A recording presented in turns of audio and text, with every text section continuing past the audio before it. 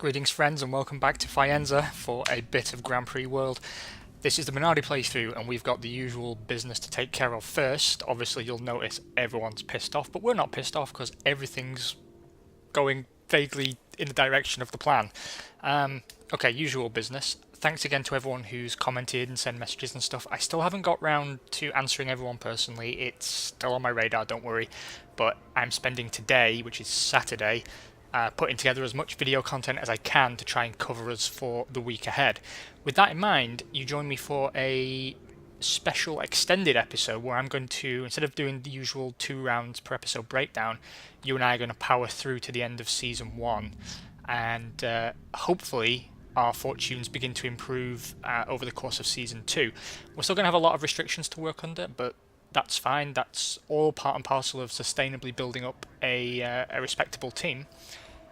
Anyway, regular business. So, quick shout out to Vincent.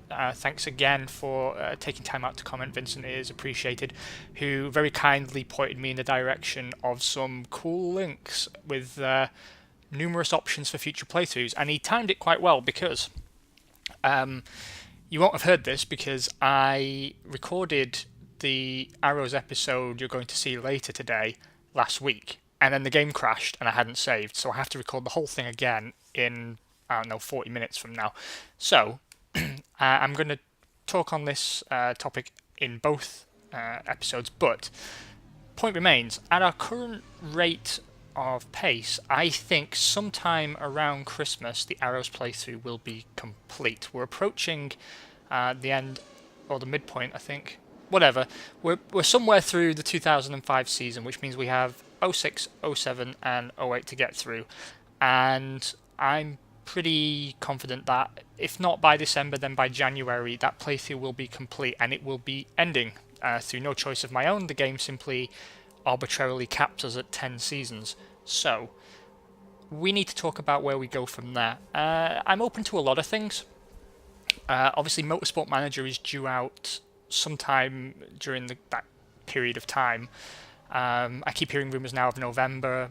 I really don't know. I'm going to go ahead and pick that up. I will not get it for free. None of the games on my channel, under current policy at least, will be featured because I've been given a key or anything. I really don't like to do that because I'm a big sucker, and if someone gives me something for free, then I know I can't trust myself to be completely impartial, and that's not fair on you guys. So I will be picking up a copy with my own cash monies. However, the more I see it, the more the fact it's a mobile port kind of worries me, and I don't know how interesting a full playthrough is going to be for you guys. It just, part of it bothers me that it's not officially licensed, but again, that was always going to be the case. F1 just doesn't seem to want to give the license to anybody on such a small budget. Additionally, I don't think a lot of people consider there's a big market for this kind of game, although I would admit that it's probably quite a small and niche market. I still think it's one that can be catered to, but still, the official license isn't going to be there. That bothers me only slightly. That what bothers me otherwise is that the more I see of it, the more I'm concerned it sort of lacks the complexity that makes these games attractive. I'm going to wait until I can try it myself and get a better understanding of how things work. Obviously, anything you see now is early access and subject to change, so I don't really want to call it at this point definitively. That said, though, what I'm thinking of doing is when it comes out, I'll do maybe an hour-long video to take a look at it with you and then wait for you guys to make a call. Assuming that doesn't go well, and the last 20 years has taught us that better in Grand Prix World has proven for some reason impossible, we can go on with Grand Prix World on a 2-episode cycle, kind of like we're having now. The natural successor to the Arrows playthrough would be the resumption of the driver development program. Still not working on that because I'm still trying to figure out how I can best present it. I'm recording some test episodes later tonight on a new save, and seeing how long it takes me to edit together an episode. And if it's good enough, then I'll put it in the archive and use that as a first episode for a new playthrough. once Arrows is completed. I think 2 simultaneous playthroughs is probably enough. I don't want to give you guys too much to try and keep up with. If I fill your inbox with like 5 hours of content each week, you don't really have time to watch that. And you see it now, actually. If you look at, I'm sure you don't, but obviously I do. If you watch the evolution of the videos I put up, what tends to happen is there's like a core group of people who watch everything the day it comes out, and I'm super grateful for that. And then there's like a cadre of further viewers, and it's generally 2 to 4 weeks before a video gets up to sort of what I would consider its correct viewing figures, and then anything we pick up after that is residual stuff. So it seems some people sort of plow through the content and watch it as soon as it comes out, and others like to have maybe a playlist set up and they watch one every few days or something when they've got a few minutes. And for them, I don't think it's really beneficial for me to keep plugging out lots and lots and lots of diverse playthroughs of the same game. I think it's far better to focus on quality, and I've been quite happy with particularly the first 2-3 episodes of Minardi playthrough, because it allowed me to get back to tutorializing and sharing what I know. It's also been helpful because it's attracted comments on things I wasn't actually aware of. So I think this, perhaps more than the Arrows playthrough, is well placed to turn long term into a sort of how-to let's play. Anyway, that's quite enough waffling, but hopefully that all makes sense, and you guys should obviously take this as an invitation to share your thoughts and let me know what you'd like to see. Right then, we are about to hit the track for round 11 of the 1998 season, which is Germanland.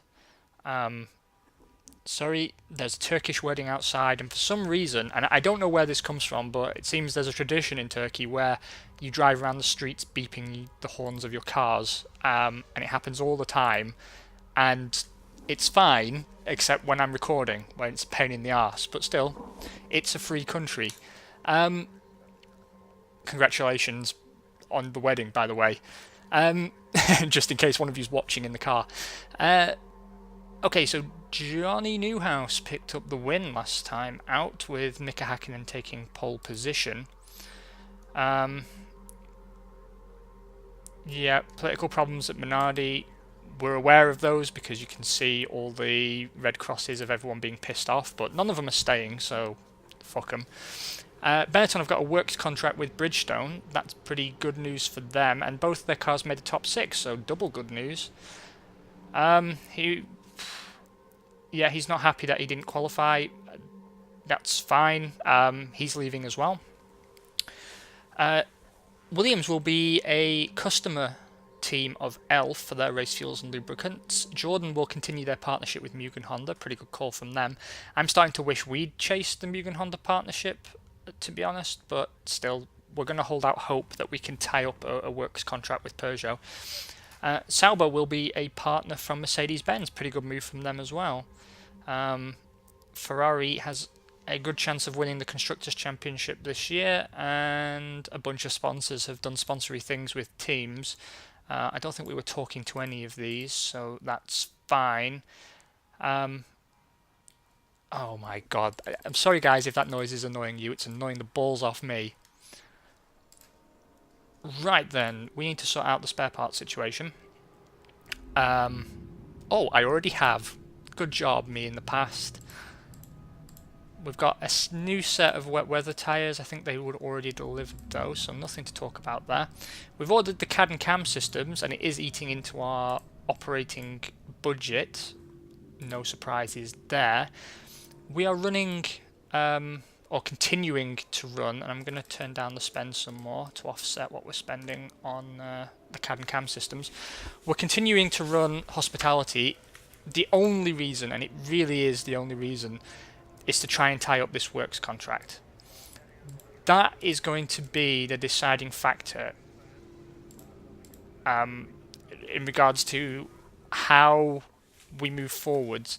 If we get a partnership deal, then we're looking at another season at least of being flat at the back of the grid.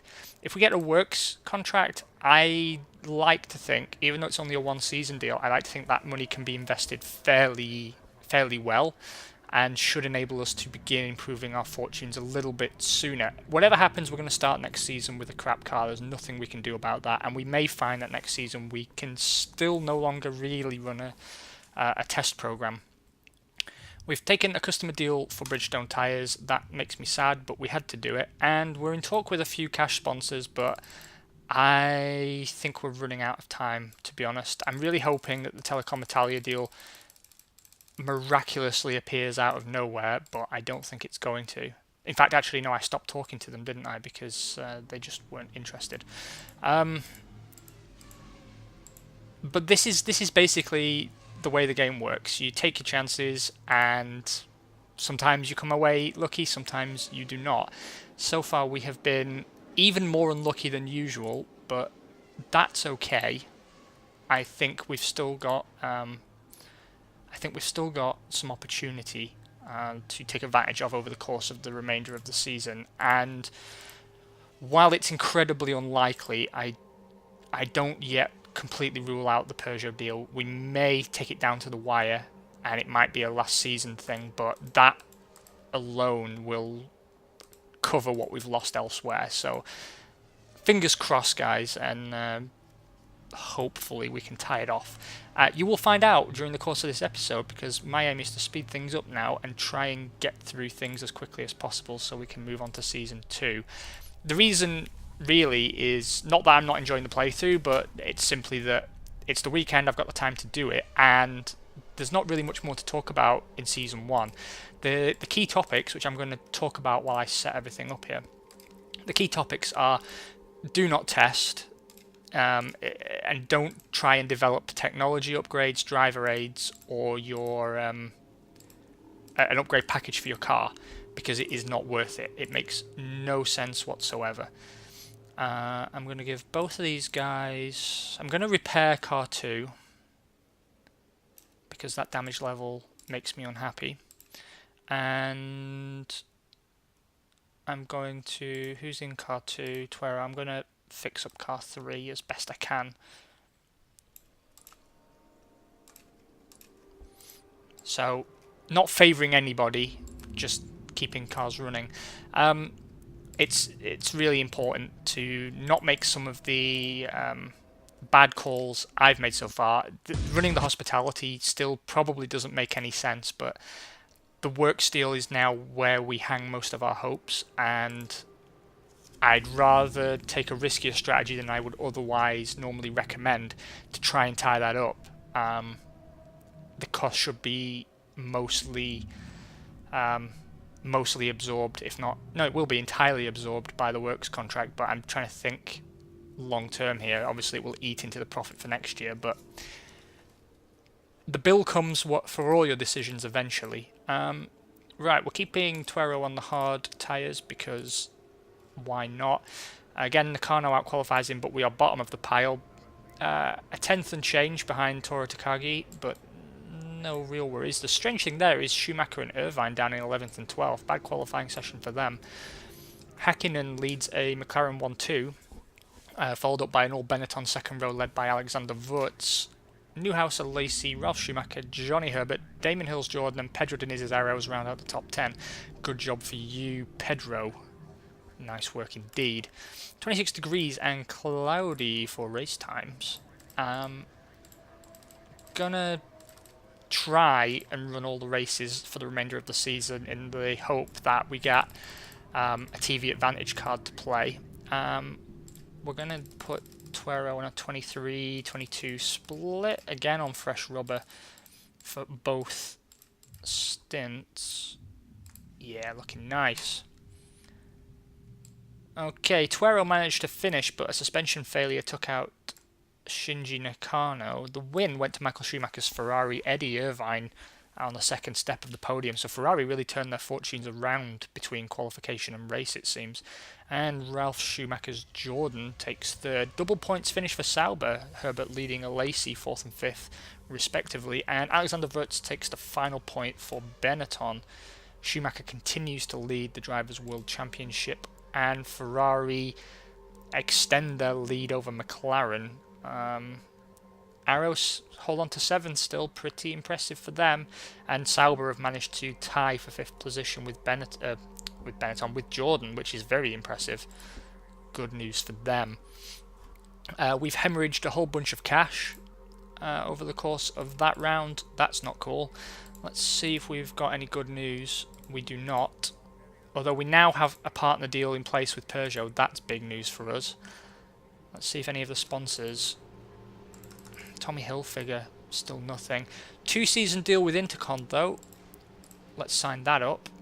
I'm not going to leave any points on them at all. Instead I'm going to boost our conversation with Tommy.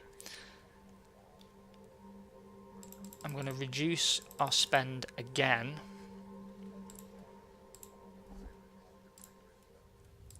Let's check out where we are on the design. Nowhere good, it seems.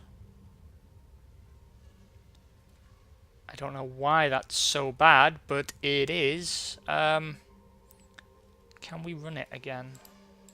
It's a question that we should be asking ourselves. So we're about to run round 12.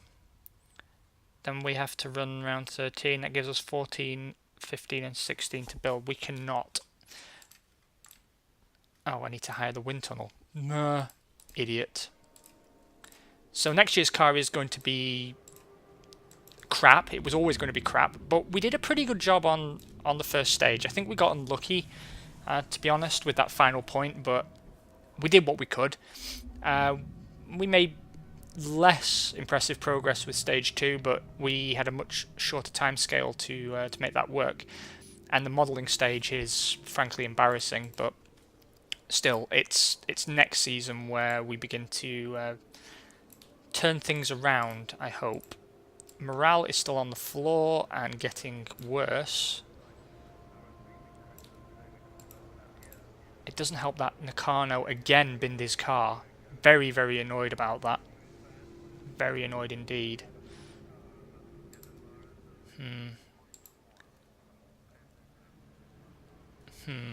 What to do here? One moment. Well, a car with 100% wear is not good news. I still don't like running with 5% damage, but it has to happen. So we're going to give 1 spare part, and only 1, to car 2.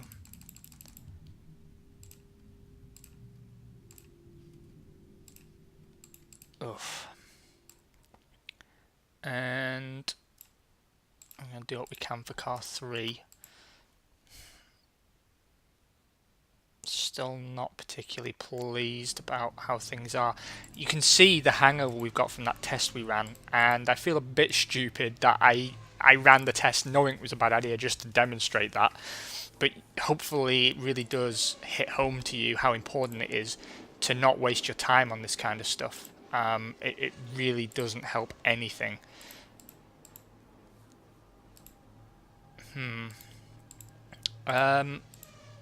Let's keep pressing on with Peugeot. Hopefully, I hope and pray we get a TV advantage card by making sure we qualify for all the Grand Prix, and can use that to try and tie up a works deal. I suspect it's probably unlikely we're going to make it, but we'll press on until the last possible moment. The next thing we need is to hope that Tommy Hilfiger offers us more than $100,000 pounds, and they'll get our title sponsor for a single year. I wasn't going to tie that slot up for 2 years with Intercon. It made no sense at all. Yeah, everything else is looking fairly reasonable. That's our car for next year. Bit minimalist for my taste, but whatever. Righty dokie. Is there anything else that we should be worried about aside from all the obvious stuff? Seems not.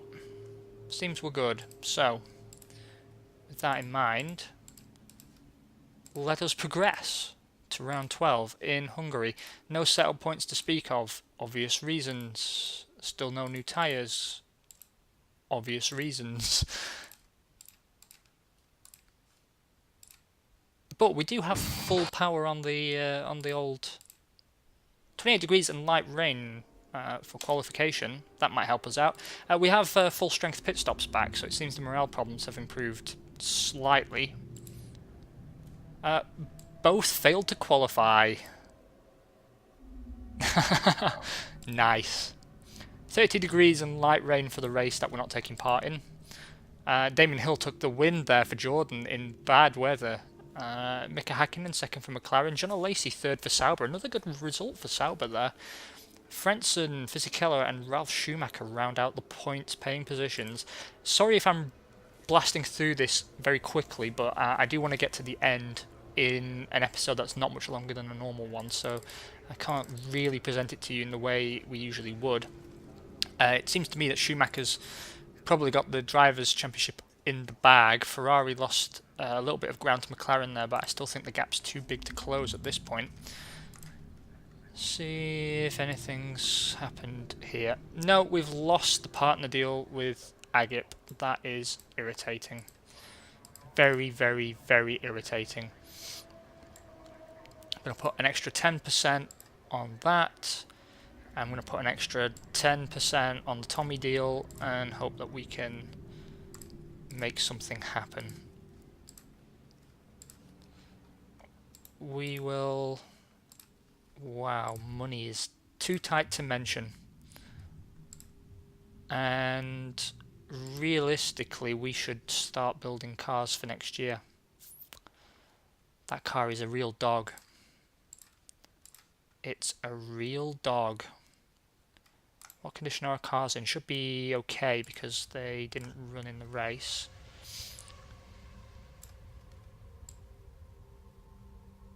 And we still don't have enough production capacity to get these cars out, so let's head over to the construction department and hire some all hands on deck. Try and cover that shortfall. We are going to dip back into our savings fund here. We have...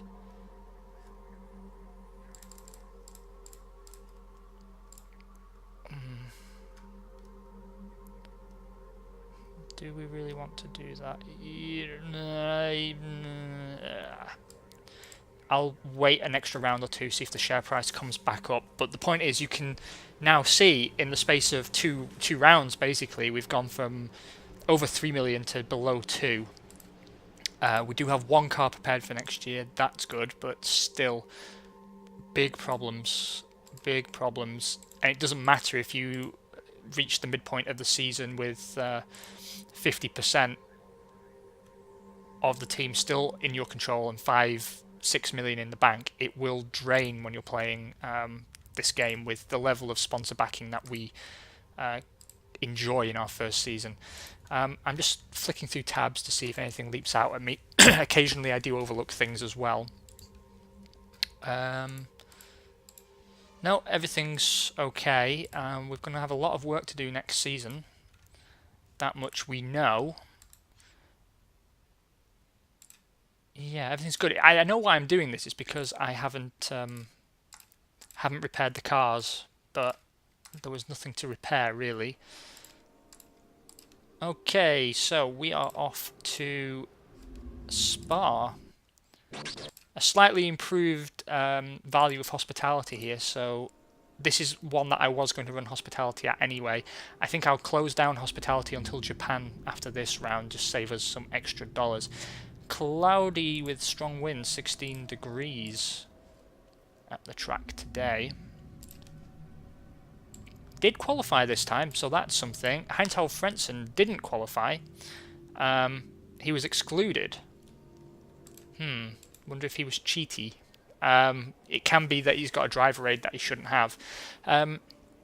Esteban Tuero outqualifies Shinji Nakano. I think that's the first time this season that's happened, and we are again sandwiched between the Tyrrells. So at least we didn't finish dead last. Seems Toru Takagi had a pretty shitty lap. Meanwhile, at the sharp end of the grid, Mika Hakkinen leads a McLaren 1-2 ahead of an all-Ferrari second row. Wirtz, Newhouse, Fisichella, Herbert and Hill round out the top 10 alongside Schumacher's brother, Ralph. Smashing. Arrows just tickling the top 10 again. I do love a bit of arrows. 22 degrees and cloudy for the race. We are going to fresh boots and 22-22 split for Tuero. He's not really been able to do much with it. The same will be the case next year, and we're going to have upset people next year as well, but it's all we can do. 17th and 18th, both guys had component failure. That's bad because it's going to put damage on the cars that I now have to repair. That sucks. Ferrari's lead over McLaren is now 25 points, so it's not impossible to close that gap as we come to our home Grand Prix.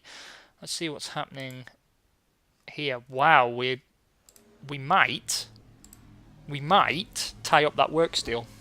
We might. It might actually happen.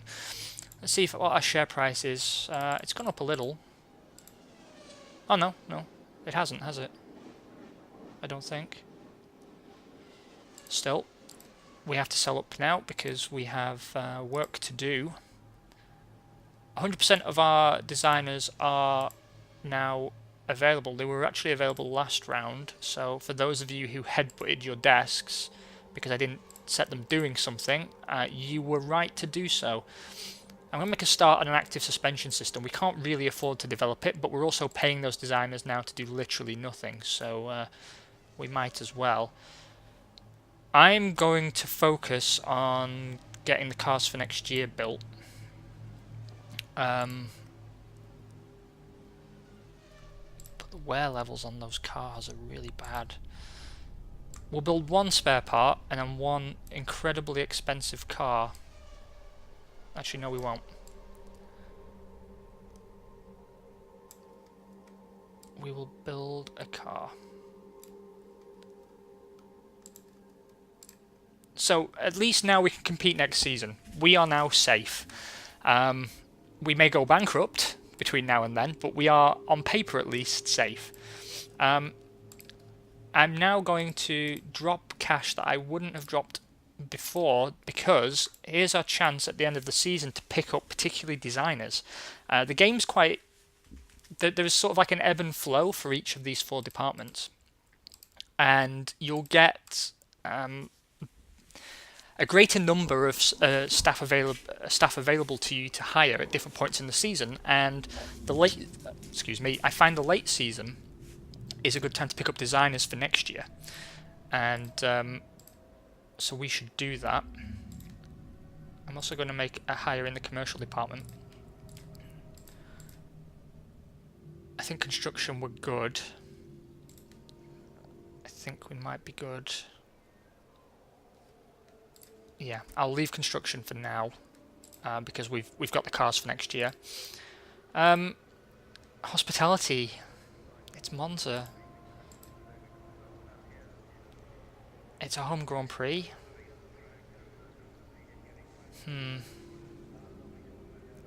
Yeah, I mean the value is 4. I think we might have to. I think we might have to do it. Let's just see if we can't.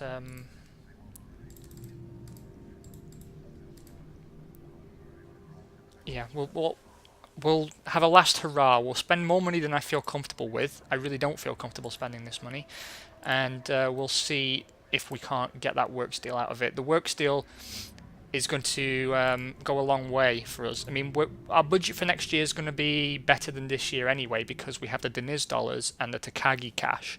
That altogether should be about 15 million. And our budget for this season was 13, I believe. Yeah, 13.3 in terms of sponsorship. So we've totally offset that. But you've seen how we struggled this year. We need extra money in order to take a step forward, and that's what we're going to do. We can't rely on continually selling shares in the team because we've almost sold what we can. So we'll set the cars up for the next Grand Prix.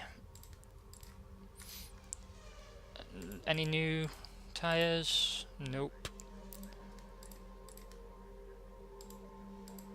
Everything else looks fine. Let's head to Monza. 23 degrees with light rain. Not really sure if that's any good for us at all. Well, Esteban Tuero failed to qualify. So did Shinji Nakano, but he was allowed to take part. He outqualified both Tyrrells though, so that's pretty good. Stefan Sarazan was the final guy to cross the line within the limit. Michael Schumacher takes pole ahead of Heinz-Harald Frentzen, and Damon Hill lines up third. That's a pretty standard top three on the grid in wet weather conditions, actually. Häkkinen, Coulthard, and Lacey round out your top six. Another strong showing from Sauber, actually. 23 degrees and cloudy, so we're back on the dry compound tyres for race day. Only Nakano to worry about.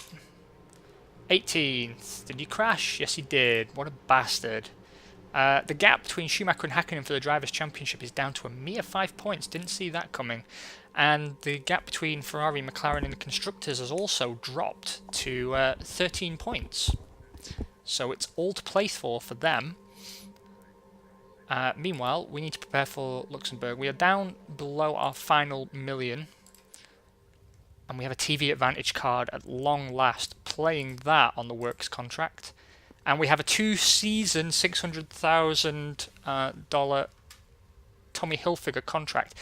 I'm going to, as stupid as it sounds, I'm going to double that by making them a team sponsor. And we're going to have a 2-season, $1.2 million a year deal. I don't like making that compromise, but we do need the cash. How do you do that, you may be wondering? Well, I'm so glad that you asked. Basically, if you go over here, you'll see that you've got your row of cash sponsors, you've got your team sponsor and your engine sponsor and whatnot. And basically, there's a button that once you press, the next contract you sign, woof, goes over here to become your team sponsor. Hold on, I need to cut the video. 1 second. Okay, welcome back. So you go over to your personnel, I think it's supposed to be, and you've got your overview of your team and how you're spending your manpower. And then here, you can sell this slot to a cash sponsor, and that's what we're going to do. So we need to tie up the Tommy Hilfiger deal. So yeah, next step. Sorry about that, the door went. We need to hit this button to say that we're prepared to sell that team sponsor slot to our next cash sponsor. And then we go over to the Tommy Hilfiger deal. Sign. It's actually, that's perfect. So it's actually 1.2 million for a single season, so that's fine. I no longer have to compromise that. And now you'll see that we have a team sponsor. So we can now stop with the expenditure, I feel, and we can take guys off this. And I wonder if there's someone else that we can pick up, another level 1 sponsor that might be worth talking to. There's Pearl, or there is Baumler. Let's go for Pearl, and we'll put everybody on that. I'm going to boost our spend on the Peugeot deal. That's our big hang our hats on solution now. Share price of the team remains stable, only now we have other problems. So how damaged are our cars? That's something that we have to consider now. The wear and tear is building up. It is building up. So we now need to give a spare part apiece to our drivers. Then we have to decide if we're going to build a third car. And I think we are. Not just for testing purposes, because chances are we won't get a lot of testing done, but because it's important to make sure we have a spare car for next year. Let's see what the cost involved would be to finish this thing now. Yeah, we don't have enough cash. We really don't have enough cash.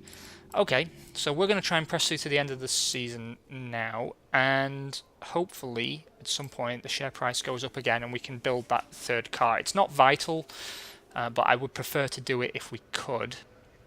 I could also take a loan, but I'm trying to avoid that, and my recommendation would always be to not take loans for what I hope are obvious reasons. Right then, let's dance. Oh, actually, before we do,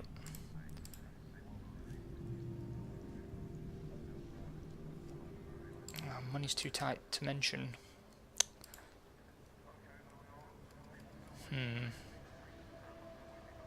Money is too tight to mention, because there's another great designer there to pick up, but 110,000 is a little bit too rich for our blood right now. And again, really, I'm breaking my own rule there. Please, please, please remember that you don't really need to hire anybody. I'm just trying to set ourselves up so that the second season we actually have opportunity to start going forward a little bit sooner than you might if you play outright conservatively. 20 degrees cloudy with a very strong wind. I'm thinking this race could be a prime one for a non-qualification. Excellent. Excellent. Nakano still qualified, but Tuero did not, so we're saving some cash there. David Coulthard leads on a 118.610, ahead of Giancarlo Fisichella's Benetton on a 118.767. Heinz-Harald Frentzen rounds out the top three. Hakkinen, Schumacher and Irvine, in that order, round out your top six. 22 degrees with strong rain for race day. That's always exciting. We're still going to two-stop Nakano. I think it's the best option. Again, component failure. So now we're starting to develop reliability problems on top of everything else. Damon Hill got disqualified, which means Michael Schumacher takes the win on a 148.04.135 ahead of Mika Häkkinen's McLaren. So the Ferrari-McLaren fight is going right down to the wire, it seems. Frentzen rounds out the podium for Williams, and then Schumacher's Jordan, David Coulthard's McLaren, and Alexander Wutz's Benetton round out the remainder of the points. In the Drivers' Championship, Schumacher continues to lead Häkkinen by 11 points, and in the Constructors, Ferrari continue to lead McLaren 134 points to 119. And so it is upon us, the final race of the season.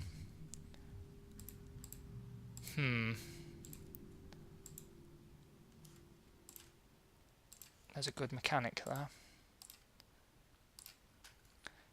Let's see what our share price looks like. It's down. That's bad news bears. What we need to do actually is we're gonna have to sell up. We are going to have to sell up. Why do we have to sell up? Because I need a third car for next year. That's why. Let's see. Yeah, we can finish the season with the cars in that condition. So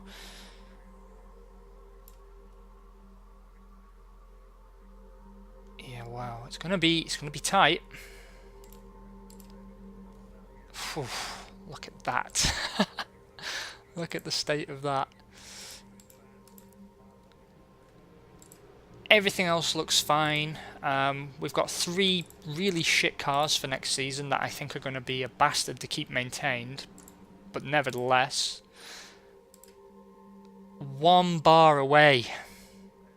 1 bar away from a work steal. Gutted. I'm actually devastated. Actually devastated. I don't believe we can sign after the next round. I don't believe it's possible. I do not believe it's possible.